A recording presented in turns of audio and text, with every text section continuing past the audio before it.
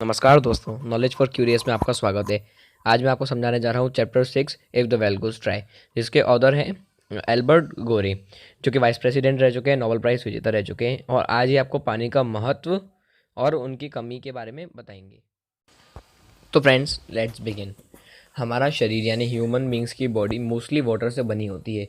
हमारी बॉडी में 71% यानी 71% वाटर होता है, जो कि 61% ऑक्सीजन और 10% हाइड्रोजन से बना हुआ है, जिसमें 1.4% कैल्शियम, 1.1% फॉस्फोरस और 2.6% नाइट्रोजन होता है। और बाकी के 36 अलग अलग कुछ एलिमेंट से हमारा मेन बॉडी बना हुआ होता है, ह्यूमन बॉडी। तो इससे आप अंदाज़ा लगा सकते हैं कि वाटर का हमारे जीवन में या इस प्रकृति में कितना ज़्यादा इम्पोर्टेंस है। कई एनवायरमेंटलिस्ट आज इस बात से परेशान हैं, क्योंकि हम सब जानते हैं कि हम सब इस पृथ्वी का हिस्सा हैं और पानी भी इसी पृथ्वी का हिस्सा है, हमारे लिए बहुत ज़्यादा ज़रूरी है। हमारा खून यहाँ तक कि उतना ही पानी नमक कंटेन करता है जितना समुद्र के ओशियन। तो उससे आप अंदाज़ा लगा सकते हैं कि सिमेट्री कितनी अच्छी है हमारी और इस प्रकृति की। और केमिकली हम इससे कनेक्टेड हैं, बायोलॉजिकली हम इससे कनेक्टेड हैं, क्योंकि हम पानी पर तो पूरा डिपेंड हैं। और इस बात में कोई संदेह नहीं है कि हमारे रिलीजियन यानी हमारी माइथोलॉजी में, हमारे संस्कारों में, पूजा पाठ में पानी का कितना ज़्यादा इम्पोर्टेंस है। जैसे आप सब जानते होंगे, हिंदुज़म में कोई भी काम करने से पहले या पूजा करने से पहले हम पानी से उसका शुद्धिकरण करते हैं, जिससे गंगा स्नान, यमुना स्नान, कुंभ स्नान इस बात का प्रतीक है। ऐसे ही क्रिश्चियनिटी में होता है कि क्रिश्चियन पानी को पवित्र मानते हैं मंत्रों से और उसको पवित्र करके पूजा करते हैं। आपने कई मूवीज़ में भी ये बात देखी होगी। और हम फ्रेश वाटर पर डिपेंड हैं बेसिकली, क्योंकि फ्रेश वाटर ही खेती में, पीने में, हर चीज़ में काम आता है, जो कि पूरी पृथ्वी पे अवेलेबल पानी का केवल 2.5% है। उसमें से भी अधिकतर बर्फ़ के रूप में अंटार्कटिका और ग्रीनलैंड पर है।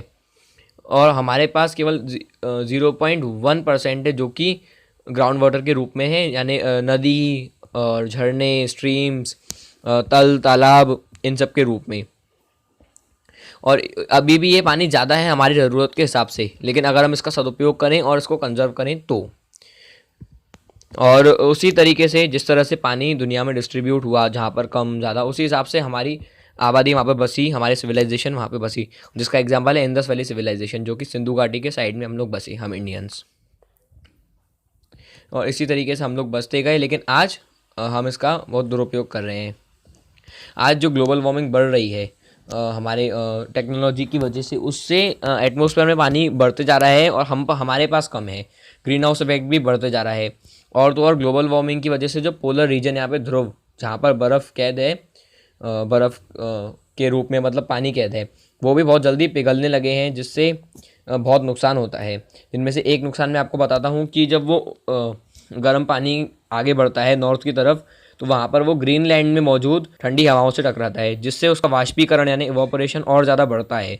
तो जो ज़्यादा नमक वाला पानी है वो पीछे छूट जाता है और उससे वाटर में करंट पैदा होता है, यानी एक दबाव, जो कि 5 बिलियन गैलन एक सेकंड की दर से होता है, जो कि किसी भी गल्फ स्ट्रीम के बराबर है। यानी गल्फ स्ट्रीम से जो करंट पैदा होता है उसके बराबर है। और इससे जो गर्म पानी होता है, इससे एवरेज हरिकेन यानी एक आम भवंडर की भी स्पीड बढ़ जाती है। तो जब वो भवंडर किसी से टकराता है जो कि गर्म पानी के ऊपर है, तो उससे जान माल का नुकसान बहुत ज़्यादा होता है। और तो और जो दुनिया में पानी का सिस्टम है कि पानी का सप्लाई का सिस्टम, जैसे कहीं पर कम है, कहीं पर ज़्यादा है, या जो नदी है, तल तालाब, फ्रेश वाटर है, इसको नुकसान होता है, क्योंकि जो समुद्र के किनारे रहने वाले इलाके हैं, जो कि हमारी दुनिया की 1/3 आबादी रहती है 60 किलोमीटर के एरिए में, पानी के पास में, उनको बहुत ज़्यादा नुकसान इससे होता है। क्योंकि जैसे ही वाटर का लेवल बढ़ता है, वहाँ पे रिफ्यूजी प्रॉब्लम स्टार्ट हो जाती है। लोग दूसरे इलाकों में जाने लगते हैं, वहाँ के रिसोर्सेज पे दबाव पड़ने लगता है। तो इस कारण इस तरीक़ों से हमारे ग्लोबल वार्मिंग पानी के डिस्ट्रीब्यूशन सिस्टम को नुकसान पहुँचाती है। इसके कुछ एग्जांपल है, एक मियामी नाम का शहर, जहाँ पर पानी अवेलेबल तो है, पर वहाँ पे समुद्र का पानी और ज़्यादा है, तो उससे वहाँ पर ख़तरा रहता है कि कहीं फ्रेश वाटर ख़त्म ना हो जाए। और कई शहर जैसे बैंकॉक, न्यू ऑर्लिन्स, ताइपी जो चाइना के पास में कंट्री है, वेनिस इटली में है, शंघाई चाइना में, कैलकाता हमारे इंडिया में, और ढाका, हनोई पाकिस्तान का कराची, इन शहरों में बहुत ज़्यादा खतरा रहता है कि जब पानी का लेवल बढ़ेगा तो ये लोग कहाँ जाएंगे। तो जो सब बसा बसाया इकोनॉमी है, इंडस्ट्रीज़ हैं, लोग हैं, उन सब की जान को बहुत ज़्यादा खतरा है। या फिर अगर कभी हरिकेन आया अभी और वो इस ग्लोबल वार्मिंग के पानी की वजह से उसका बहाव तेज़ हो गया तो भी ये शहर तबाह हो जाएगा इंसान की गलती की वजह से। और जो दूसरा खतरा है आज मानव को, वो है डिफॉरेस्टेशन की वजह से।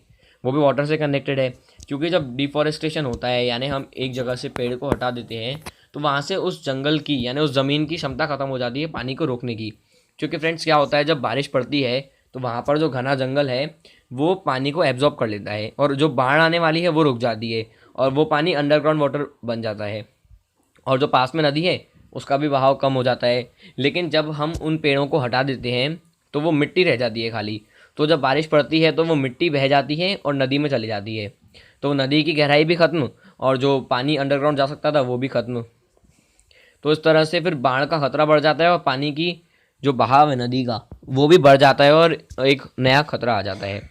और फ्रेंड्स, जब जंगल कट जाता है तो जंगल की बारिश करवाने वाली क्षमता भी ख़त्म हो जाती है, क्योंकि जंगल की वजह से ही बारिश होती है। जब बारिश होती है तो वाटर वापस रिफ्लेक्ट होता है जंगल के द्वारा, से जो मॉइस्चर आपने देखा होगा बारिश में, मॉइस्चर, नमी, इन सब से वापस बादल बनते हैं और जहाँ पर पेड़ होते हैं वहीं पर अधिक वर्षा इसलिए होती है। तभी हमारे दुनिया में कई वर्षावन भी हैं यानी रेन फॉरेस्ट इसलिए हैं। पर जब हम काट देते हैं इन पेड़ों को तो बारिश नहीं हो पाती। और इनफैक्ट मैं आपको बताना चाहूँगा कि पेड़ होते हैं जो वो है ना टेरेपीन नाम की गैस या फिर एक स्मॉल अमाउंट का एक कंपाउंड है डीमिथाइल सल्फाइड, इसको रिलीज़ करते हैं जो कि एटमॉस्फेयर में जाता है गैस की तरह। उससे जो पानी एटमॉस्फेयर में है वो बूंदे बन के टपकने लगता है। ये होता है मेन कारण कि बारिश हो जाती है पेड़ों के द्वारा। और ऐसे ही ये जंगल और बारिश में बहुत ज़्यादा कनेक्शन है। तो अगर आप फॉरेस्ट तोड़ोगे तो जो पानी आने वाला था वो गया। इस तरह से हम वाटर सिस्टम को बहुत ज़्यादा नुकसान पहुंचा देते हैं। तो हमारी टॉप सॉइल भी गई तो अब खेती भी नहीं हो सकती उस जगह की जहाँ पर इस तरह से काट दिया गया। तो ऐसे कई नुकसान होते हैं डिफॉरेस्टेशन की वजह से। और अब जो तीसरा खतरा है वो है वाटर पोल्यूशन का।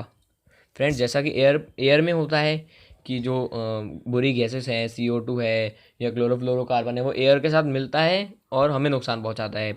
उसी तरीके से जब ये सब केमिकल वाटर में मिलते हैं तो हमें दिखते नहीं हैं, पर उसका रिजल्ट दिखता है बीमारियों के रूप में, जैसे कोलेरा, डायरिया, ऐसी जानलेवा बीमारियाँ इनके रूप में दिखता है वाटर पॉल्यूशन का रिजल्ट। और वो पानी भी वेस्ट हो जाता है, जिसका हमारे मोस्ट कॉमन एग्जांपल है यमुना नदी, जिसका पानी जितना इम्प्योर है कि वो बीमारियों का कारण बन गया है। पवित्र नदी नहाने के काबिल नहीं बची।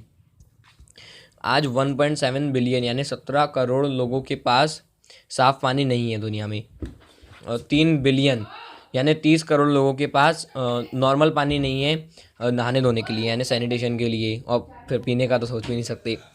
इंडिया में ही 114 टाउन्स यानी टाउन और सिटी, यहाँ पर नदी में यानी गंगा नदी में हमारी बहुत ज़्यादा कचरा डाला जाता है। बेसिकली गटर का भी कचरा उसमें डाला जाता है। तो ये भी विरोधाभास है कि जहाँ पर कुंभ का मेला लगता है वहीं पर आज गटर का पानी डाला जा रहा है। ऊपर से जो आज बढ़ती हुई जनसंख्या है इसका भी पानी पर बहुत ज़्यादा असर हो जाता है और जो पानी के डिस्ट्रीब्यूशन का सिस्टम है वो ख़राब हो जाता है। कैलिफोर्निया में इसका रिज़ल्ट दिख रहा है कि जिस तरह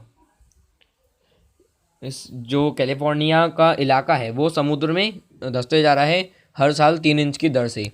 तो जिससे ये ख़त्म होने का खतरा है, ज़मीन के ख़त्म होने का। और ऐसा लगता है कि फिर से प्रलय आ जाएगी, जैसे पहले हमारे पुराणों में वर्णन है कि प्रलय आ जाती है, धरती समा जाती है। और फ्रेंड्स, अगर हम सोचें कि है ना हम लोग डिसैलिनाइजेशन यानी समुद्र के पानी को पीने के लिए उपयोग करें तो ये भी एक असंभव सा लगता है, क्योंकि इसमें बहुत ज़्यादा रिसोर्सेज लगेंगी और कार्बन डाइऑक्साइड रिलीज़ भी होगा और जो पैसे लगेंगे वो तो है ही, इसलिए मुश्किल लगता है। या फिर अगर हम सोचें कि वापस हम बर्फ़ को पिघला लेंगे टेक्नोलॉजी से तो भी बहुत ज़्यादा मुश्किल है। इसका मोस्ट कॉमन तरीका है कि आप पेड़ों को प्रमोट करें, मीन्स ज़्यादा से ज़्यादा पेड़ लगाएं, पेड़ों का ध्यान रखें, वनों को कटने से रोकें। पूरी दुनिया एकजुट होकर कोशिश करे कि वन रुके। बड़ी बड़ी महाशक्तियों को भी इस बात को समझना होगा कि पानी कितना ज़्यादा इम्पोर्टेंट है। जैसे ये रशिया, अमेरिका, इन सबको ध्यान देना पड़ेगा इस बात पर। जिस तरह हमारे शरीर की नलिकाएं हैं जो कि खून को सप्लाई करती हैं, उसी तरीके से इस पृथ्वी के लिए पानी है।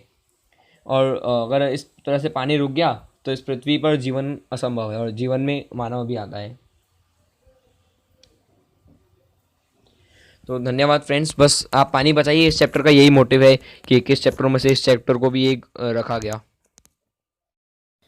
फ्रेंड्स लाइक करें अगर आपको वीडियो पसंद आई हो, शेयर करें और 12th के स्टूडेंट्स के साथ सब्सक्राइब करें और बेल आइकन पर क्लिक कर दें आने वाली वीडियोस को देखने के लिए, जो कि जनरल हिंदी और नॉलेज के ऊपर